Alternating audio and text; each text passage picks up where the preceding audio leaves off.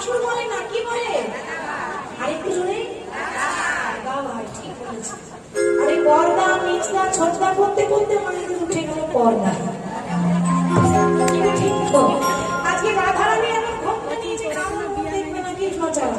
কৃষ্ণ এসেছে বলে দেখলো একজন, রাধারানী দেখেনি, দেখেছে রাধারানীর বান্ধবী ললিতা।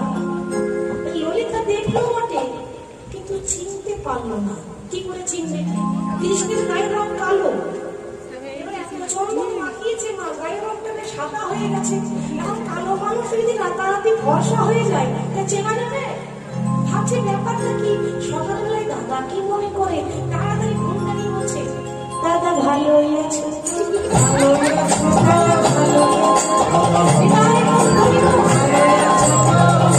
আছে।